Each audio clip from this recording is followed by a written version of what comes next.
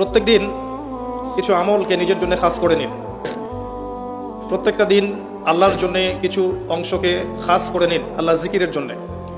চেষ্টা করুন প্রত্যেক দিন বেশি থেকে বেশি আলহামদুলিল্লাহ পড়তে। পারা যাবে ইনশাআল্লাহ? কমপক্ষে 100 বার পড়ার চেষ্টা করেন সুবহানাল্লাহ। পারা যাবে ইনশাআল্লাহ? 100 বার চেষ্টা করেন সুবহানাল্লাহি ওয়া বিহামদিহি, সুবহানাল্লাহি ওয়া বিহামদিহি। মিজানের পাল্লায় দুটো কালিমা প্রচণ্ড ভারী হবে, সুবহানাল্লাহি ওয়া বিহামদিহি, সুবহানাল্লাহিল আযীম। চেষ্টা করেন প্রত্যেক দিন কমপক্ষে 100 বার এতটুকু বলা, আস্তাগফিরুল্লাহ ওয়া আতুবু ইলাইহি, আস্তাগফিরুল্লাহ ওয়া আতুবু ইলাইহি। নবী সাল্লাল্লাহু আলাইহি ওয়াসাল্লাম, যার আগের পিছের সমস্ত গুনাহ মাফ, যিনি নিষ্পাপ মানুষ, তিনি দিনে 100 বার আল্লাহর কাছে ইস্তেগফার করতেন। সেখানে আমাদের কতবার পড়া উচিত আমরা নিজেরাই বুঝতে পারছি। কমপক্ষে 100 বার বলতে চেষ্টা করি আস্তাগফিরুল্লাহ ওয়া আতুবু ইলাইহি। এবং সকালে এবং সন্ধ্যায় একবার করে বলার চেষ্টা করি সাইয়্যিদুল ইস্তেগফার। সাইয়্যিদুল ইস্তেগফার কোন বই পাবেন? আমি রেফার করি একটা বই, হিসনুল মুসলিম। এই বইটার অ্যাপসও পাওয়া যায় প্লে স্টোরে, এখানে পাবেন। সকালবেলা পড়ার পরে কেউ যদি সন্ধ্যার আগে মারা যায় ইনশাআল্লাহ জান্নাতে যাবে। সন্ধ্যাবেলায় পড়ার পরে ফজর হওয়ার আগেই যদি মারা যায় ইনশাআল্লাহ জান্নাতে যাবে। কোনটা সাইয়্যিদুল ইস্তেগফার? আল্লাহুম্মা আনতা রাব্বি লা ইলাহা ইল্লা আনতা খালাকতানি আনা আবদুক ওয়া আনা আলা আহদিক ওয়া ওয়া'দিকা মাসতাতা'ত আউযু বিকা মিন শাররি মা সানা'ত আবু'ু লাকা বিনি'মাতিকা আলাইয়া ওয়া আবু'ু বিযানবি ফাগফিরলি ফাইন্নাহু লা ইয়াগফিরুয যুনুবা ইল্লা আনতা। এর আগে কখনো শুনেছেন? যাদের মুখস্থ নাই, এটা মুখস্থ করা যাবে? সারা জীবনে মাশাআল্লাহ আমরা এসএসসি পাস করেছি না, এইচএসসি করেছি, অনার্স মাস্টার্স করেছি, physics, chemistry, biology, economics, political science, geopolitics, BCS coaching, computer course সব করেছি না? সাইয়্যিদুল ইস্তেগফারটা মুখস্থ করা যাবে না? যাবে ইনশাআল্লাহ। আল্লাহ পাক তৌফিক দান করুন। চেষ্টা করেন প্রত্যেক দিন বেশি থেকে বেশি বলার জন্য লা হাওলা ওয়ালা কুওয়াতা ইল্লা বিল্লাহ। পারা যাবে ইনশাআল্লাহ? জান্নাতে গাছ রোপণ করতে চান? আপনি কি চান জান্নাতে আপনার বাগান থাকুক, খেজুর বাগান? জান্নাতে গিয়ে দেখবেন আপনার নামে জমি আগে থেকেই কেনা আছে এবং সেখানে খেজুরের গাছ আগে থেকেই রোপণ করা আছে। এমন সৌভাগ্য চান?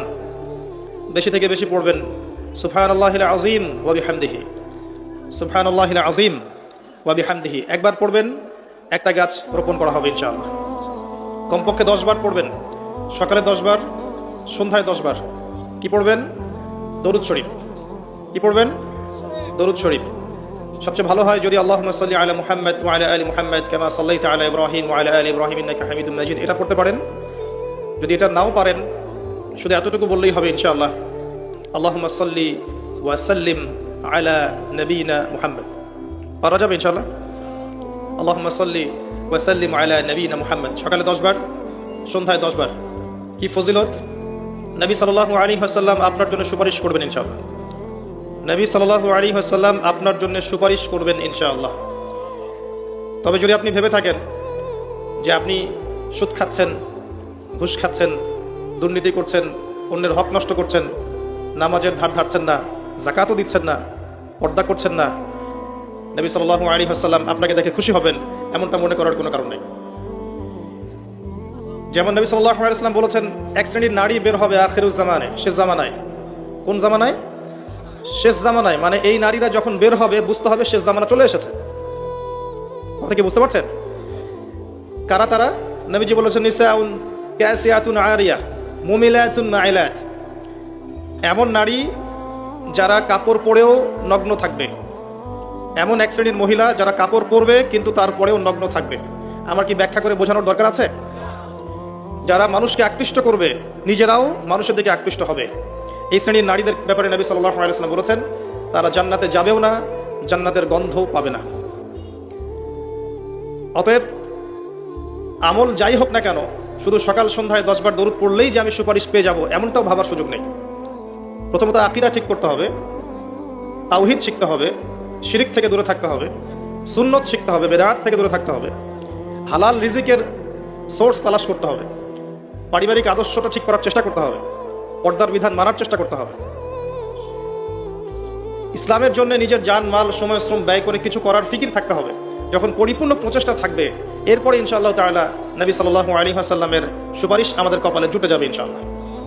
যদি কোনো প্রচেষ্টাই না থাকে, কোনো প্রচেষ্টাই নাই, শুধু মুখে একবার লা ইলাহা ইল্লাল্লাহ বলেছি এবং ভাবছি যে আমি জান্নাতে চলে যাব, ফরজ ওয়াজিবের ধার ধারছি না, শিরক তাওহীদের ধার ধারছি না, সুন্নত বেদাতের পরোয়া করছি না, হালাল হারামের কোনো পরোয়া করছি না, ভেবে নিচ্ছি যে আমি লা ইলাহা ইল্লাল্লাহ বলেছি, জান্নাতে চলে যাব, তাদের জন্য আসলে এই পৃথিবীটা নয়।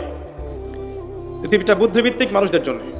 দেখুন, লা ইলাহা ইল্লাল্লাহ মুখে বললেই যদি জান্নাতে যাওয়া যেত, তাহলে আব্দুল্লাহ বিন উবাই, মুনাফিকদের সর্দার, মদিনায় ছিল, সে কি দোষ করেছে?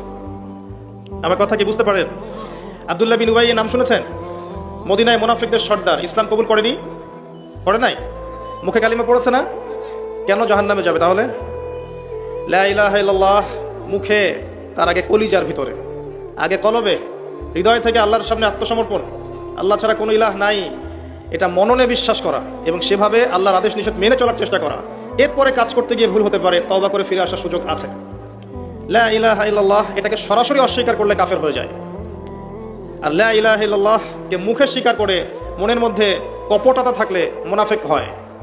আবার লা ইলাহা ইল্লাল্লাহ বলে বিভিন্ন পাপাচারে লিপ্ত থাকলে ফাসিক এবং জালেম হয়। আর লা ইলাহা ইল্লাল্লাহকে মন থেকে বিশ্বাস করে মুখে স্বীকার করে কাজে বাস্তবায়ন করলে পরিপূর্ণ মুসলিম হয়। আমি কি বোঝাতে পারছি?